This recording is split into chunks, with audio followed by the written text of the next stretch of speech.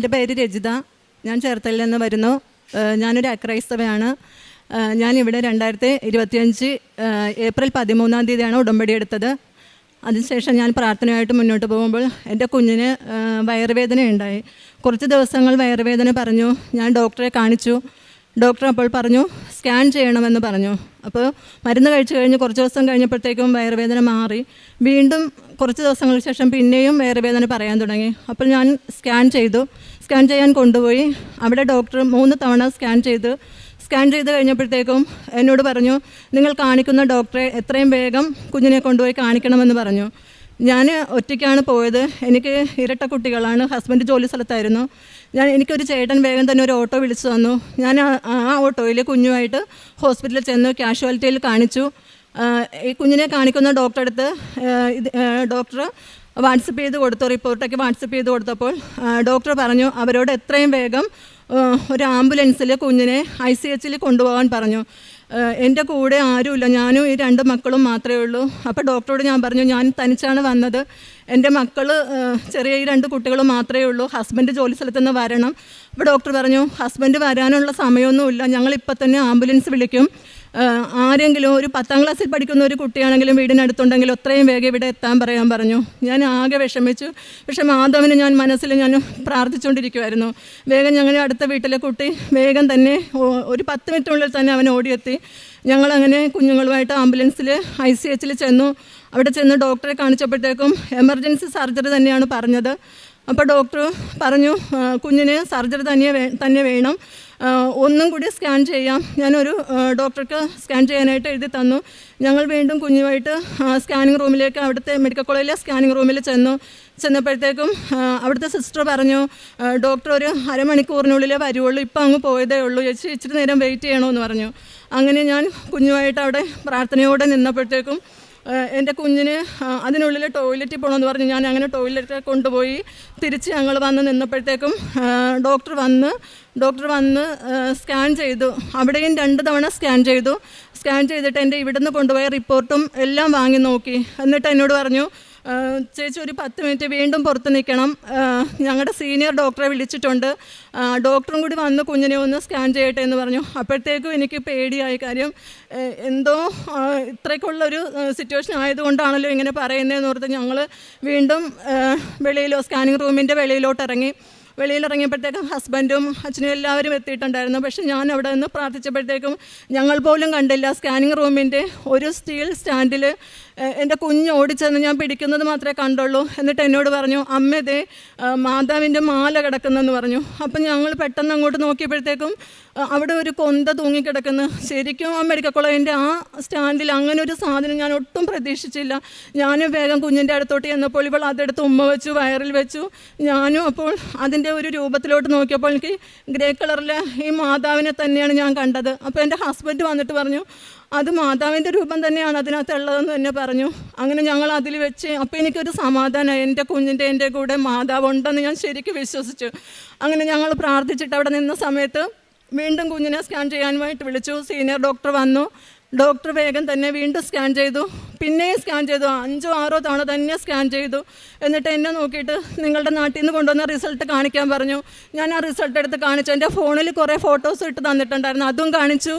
Doctor എന്നിട്ട് എൻ്റെ തോളിൽ തട്ടിയിട്ട് പറഞ്ഞു കുഞ്ഞിന് സർജറി ഒന്നും വേണ്ട, ഞാൻ നോക്കിയിട്ട് ഒരു സർജറിക്കുള്ള ഒരു ഇതും കാണുന്നില്ല, നിങ്ങളുടെ നാട്ടിലെ ഡോക്ടർ കുഞ്ഞിൻ്റെ കുടലുകൾ തമ്മിൽ ഒട്ടിപ്പിടിച്ചിരിക്കുന്നെന്നാണ് റിപ്പോർട്ടിൽ തന്നേക്കുന്നത്.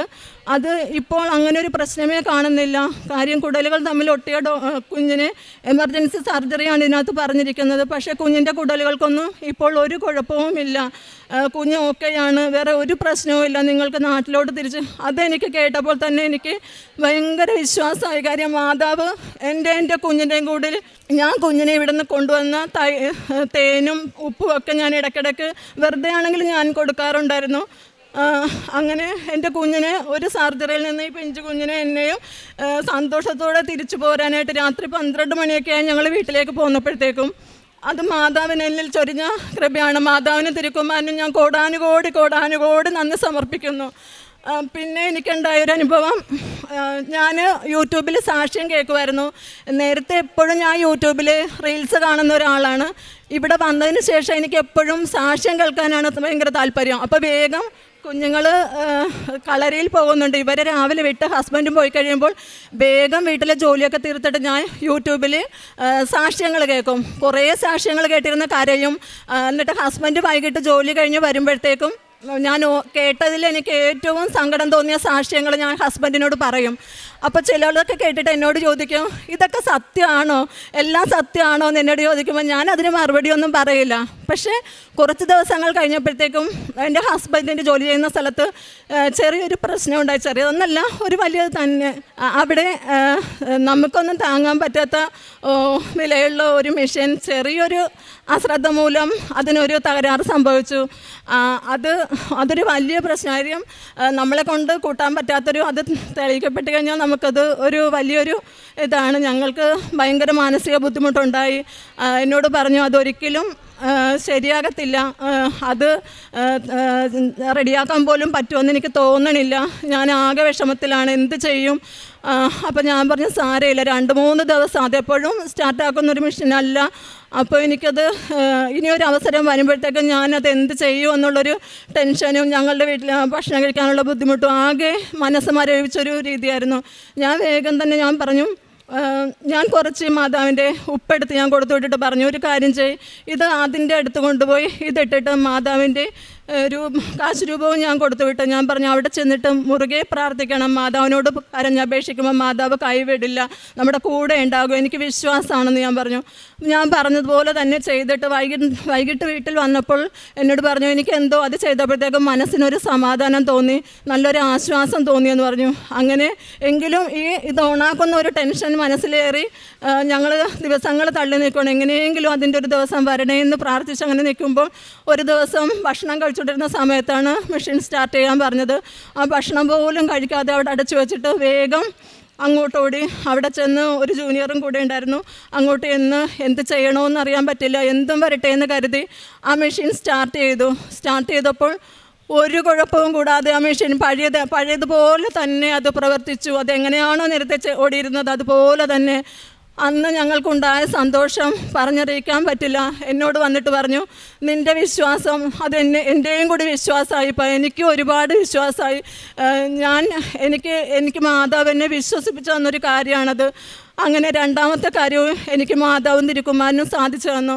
മൂന്നാമത് ഇന്നെനിക്ക് കുറച്ച് പൈസയുടെ ഒരു ബുദ്ധിമുട്ടുണ്ടായിരുന്ന ദിവസമാണ്, അത് തീർക്കേണ്ട ദിവസമായിരുന്നു. എനിക്ക് ഈ മാസം 30-ാം തീയതി മാത്രമേ ഉള്ളെന്ന് ഓർത്താണ് ഞാനിരുന്നത്. 31 ഉണ്ടെന്ന് പോലും എനിക്ക് അറിയില്ലായിരുന്നു. പക്ഷേ എനിക്ക് ഡേറ്റ് ഇട്ട് പ്രാർത്ഥിക്കാനൊന്നും അറിയില്ല. ഇവിടെ അച്ഛൻ്റെ ടോക്ക് കേൾക്കുമ്പോൾ ഡേറ്റ് ഇട്ട് പ്രാർത്ഥിക്കുന്ന കാര്യം പറയാറുണ്ടെങ്കിലും എനിക്കത് എങ്ങനെയാണ് ചെയ്യേണ്ടതെന്ന് പോലും അറിയില്ല.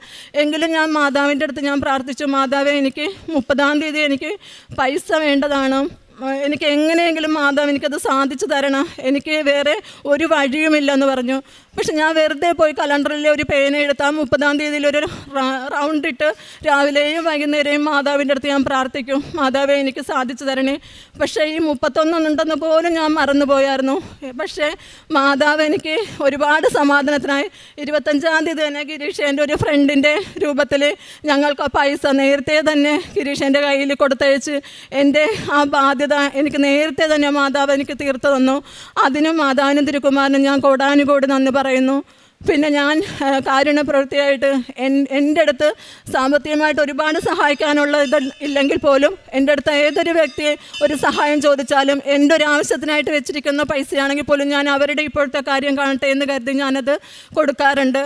പിന്നെ കുട്ടികളില്ലാത്തവരോടും സങ്കടങ്ങൾ പറയുന്നവരോടും ഞാൻ എൻ്റെ കുഞ്ഞിൻ്റെ അനുഭവം തന്നെയാണ്.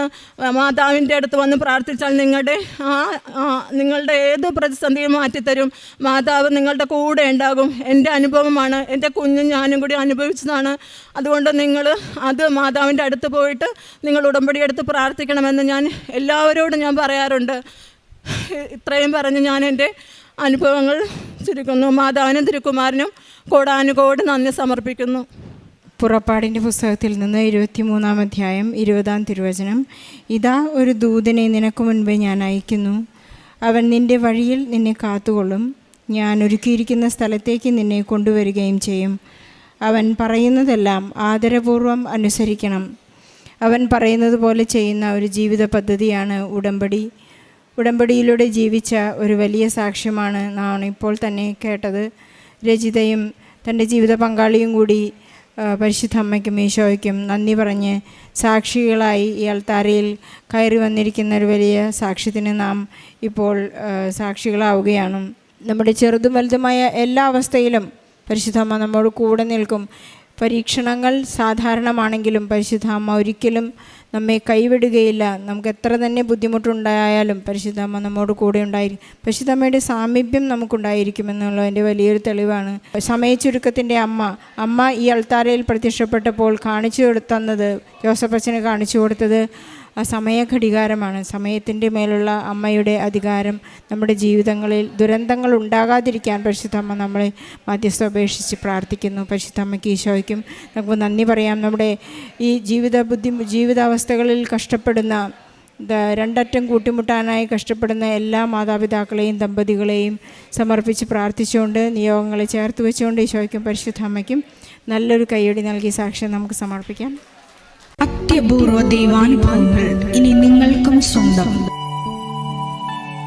ഈ യൂട്യൂബ് ചാനൽ ഇതുവരെ സബ്സ്ക്രൈബ് ചെയ്തിട്ടില്ലെങ്കിൽ ഇപ്പോൾ തന്നെ സബ്സ്ക്രൈബ് ചെയ്യുക. ഈ വീഡിയോ ഇപ്പോൾ തന്നെ നിങ്ങളുടെ സുഹൃത്തുക്കൾക്ക് ഷെയർ ചെയ്തുകൊണ്ട് കർത്താവിൻ്റെ പ്രേക്ഷിതരാകുക.